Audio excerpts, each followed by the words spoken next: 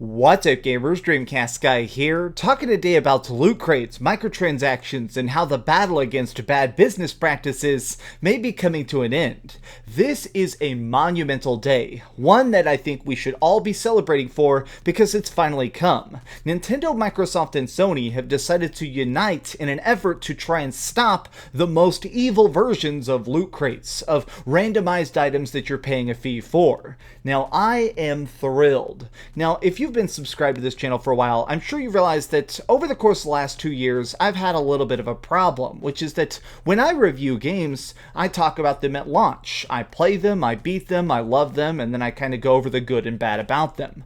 But what's been happening a lot is a lot of these game studios now are doing a thing where they release a game and they put it out there and people talk about it, and then after launch, they completely change it up by initiating paid microtransactions. You saw this with Call of Duty a couple months ago, and now what's going on is with Crash Team Racing. This just came out, it got some high review scores, a lot of people enjoyed it, it sold a bunch of copies and topped the sales charts, and now they've decided to implement a bunch of different microtransactions as a way to try and further monetize the people. Basically make it where, hey, you already bought this expensive game, well, keep paying just to play it. Stuff like this, in my opinion, absolutely should be banned. It is such an evil practice that is not meant to improve the experience, it's meant to improve the paycheck. Well, surprisingly, what just came out is the fact that it sounds like they're going to be doing their very, very best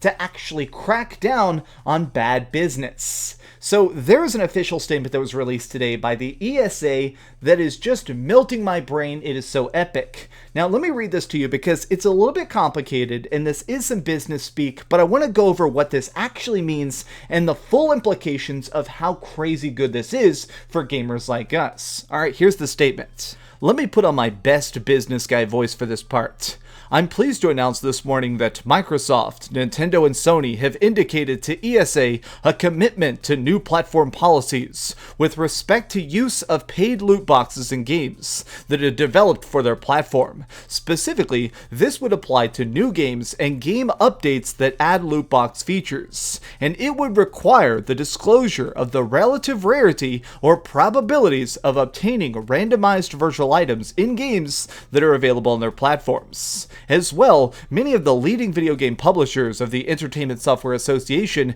have decided that they're going to implement a similar approach at the publisher level to provide consumers this information and give them enhanced information to make these purchase decisions. That's a lot to try and swallow, but let me just say, this is epic. This is about to fundamentally collapse the entire evil loot box business. The fact that Nintendo, Microsoft, and Sony are teaming up for this is going to create a full shockwave that everybody has to deal with. These are the major console developers right now. Yes, okay, there's still things like the Ouya. Okay, I'm being silly, there's not really an Ouya right now. But the fact that they are banding together shows the fact that these developers realize that there is a problem taking place. Let me be clear about something. They're not doing this for good. The people behind the Switch, the PlayStation 4, and the Xbox One are not doing this for the good of us. They're not trying to be moral and righteous. They're doing this as an act of self-preservation. They very much realize that what's going on right now within the games industry is fundamentally dangerous. That these predatory microtransactions that have been floating around over the course of the last couple of years are so obviously bad that they're going to get regulated. If the government steps in, like if the Americans actually come into the courtroom and force people to change the idea of loot boxes and loot crates, this could cause a huge amount of oversight. As soon as you start having art influenced by law, the bad stuff can happen. Now, I'm a little bit mixed. Sometimes I love the idea of banning loot boxes, and sometimes I'm against it, but I feel like this self-regulation is such a brilliant move, especially because what they're actually doing is relatively subtle. By disclosing probability rates, this is going to greatly give people the added info they need to make the choices themselves. Look, I like to read some psychology stuff in my free time. I like to know about how the human brain works, why our mind functions in a particular way. And what's interesting is, a lot of times, mankind is very based on a risk versus reward system. We want the biggest reward for the smallest amount of risk. Like, here's a random example. So this is called a pan dulce. This is like a Mexican sweet roll that my suegra, my mother-in-law, gave me. Pan dulce is very, very good. And they're also extremely cheap. This thing costs like 45 cents. If somebody told me that this is 45 cents, I of course want to buy it. But if you told me there is a 99% chance that there's a little bit of poop in the middle, I'm not going to buy it. Even if there is a 1% chance that this is the most delectable dessert I could possibly desire, there is still a 99% chance that I'm going to get poopy in my mouth. I'm not taking that risk, alright?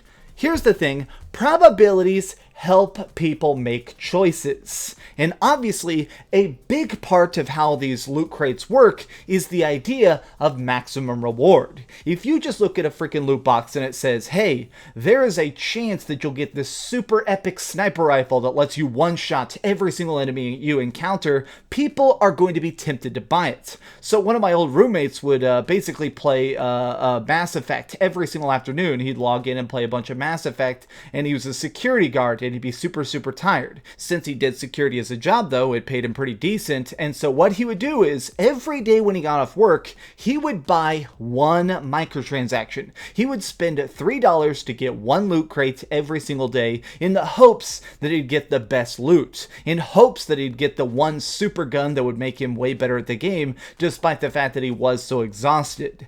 Now, if you actually extrapolate that out, since he played the game for about 3 months and just bought a bunch of little $3 microtransactions, he spent hundreds and hundreds of dollars with the idea of this mythological objective, that someday he'll be able to insert a quarter, theoretically as like a metaphor, insert a quarter into the slot machine and win the jackpot, when realistically that was never going to happen. A lot of times the probabilities on these things are actually dramatically worse than a 1% chance. Like, obviously with the Pandose, I'm making the joke of 99 to 1. Many of these loot boxes that you see in games are thousands to 1 chance. The actual odds of you getting a worthwhile reward out of a randomized crate can sometimes be astronomically unfair, because they don't want you to win.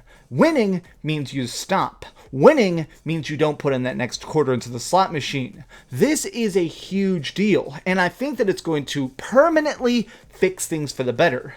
God, I'm so excited.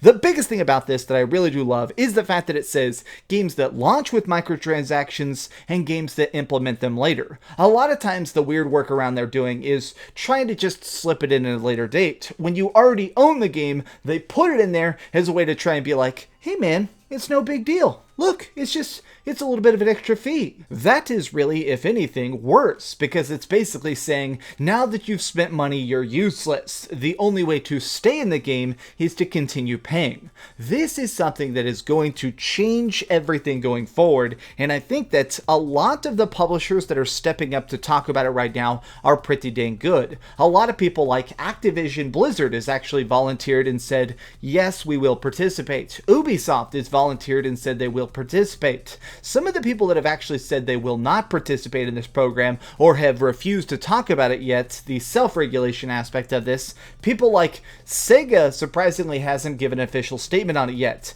People like the Epic Game Store have said that they're being silent so far. So I think that hopefully everybody follows this path. Like, think about right now the ESRB. The ESRB is still technically a voluntary thing. Any video game you get, what do I have here? Resident Evil 2. God, I love Resident Evil 2 so much. So this has the ESRB rating. Even though a lot of us think about this as the standard for video games, it is technically optional. There are people every day who release their games on stuff like Steam and other platforms without an ESRB rating. This is still technically a self-enforced policy. So really, it is theoretically possible that there are publishers that will not participate in this. There are people who are going to be like, oh, we just don't think that's important. Oh, we're just going to decline to be involved in this. But I think that now that everybody is jumping on the bandwagon of probability with purpose, I think that everybody is going to be forced to follow or be ostracized. I am thrilled about this. What do you think about it, though? Tell me your thoughts in the comments down below. Are you happy about the end of loot boxes? Because I really do think that this is going to take the overall chance idea of this and throw it down the hole. Tell me what you think in the comments. Give this video a like if you haven't already, and subscribe. But do me the biggest favor of all and keep dreaming. I'm so happy. Alright, now I can finally eat my pan dulce. Honestly, I haven't eaten breakfast. This is going to be my breakfast, and it's terrible. Here, since you guys watched to the end of the video, I'll tell you a fun fact about myself. I've talked in the past about being homeless. My front teeth are fake. I've talked about that. I don't have back teeth. See? My back teeth all fell out a long time ago when I was homeless, so when I chew stuff like this, I have to chew it at the front of my mouth like a chipmunk. I'm like... There, that's your random dumb fact from Dreamcastguy for the day. Pan dulce! Thanks so much for watching that video. If you want to see something else, you can always click this link to see what I put up last, or, you know, subscribe and see what's coming up next. Also, I promise that whatever I do, it'll try not to suck.